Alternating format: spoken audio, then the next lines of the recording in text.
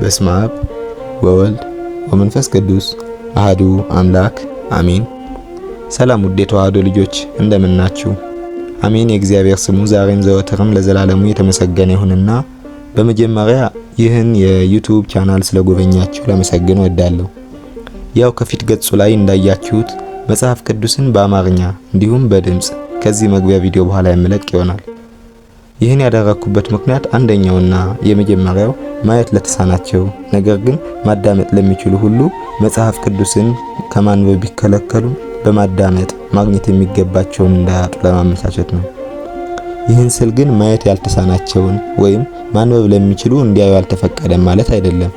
ማንበብ የሚችሉ ከሆነ ግን መጽሐፉን በመግዛት ወይም አፑን ስልካችሁ ላይ በመጫን ብታነቡ ይመከራል።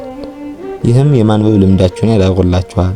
በዚህ ላይ አንድ ነገር ጨምርላችሁ ሲሆን መጽሐፉን በሃርድ ብትጠቀሙ ይመከራል። ካልሆነ ግን አፑን ስታወርዱ 81 የሚለውን ተጠቀሙ።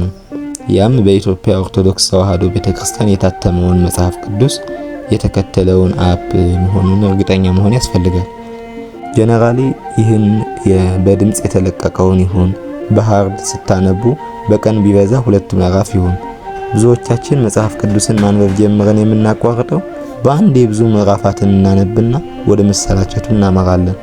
ስለዚህ በቀን 2 ምዕራፍ ሳናቋርጥ በተከታታይ ማንበብ ከቻልን በቂ ነው። ሌላው ደግሞ መጽሐፍ ቅዱስን ስናነብ ሙሉውን እንዳለ ላንረዳው እንችላለን። በዚህ ጊዜ በራሳችን አረዳድ ሳይሆን ቤተክርስቲያን ባስቀመጠችልን አረዳድ መረዳት ያስፈልጋል። ለዚህም የቤተክርስቲያን አባቶችን እንዲሁም መምህራንን መጠየቅ ግድ ይላል።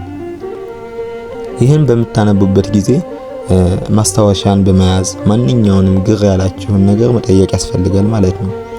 ከላይ እንዳልኩት ድምጾቹን ከአንድ ቀን በኋላ የምለቅ ይሆናል። ውድ የተዋህዶ ልጆች የእናንተ ድጋፍ ያስፈልገኛልና ይህን ቻናል ላይክ፣ ሼር፣ ሰብስክራይብ በማድረግ ቤተሰብ እንዲሆኑ ማሳሰብ እፈልጋለሁ። እስከ መጨረሻው ስለተከታተላችሁኝ አመሰግናለሁ። ወስብሐት ለእግዚአብሔር።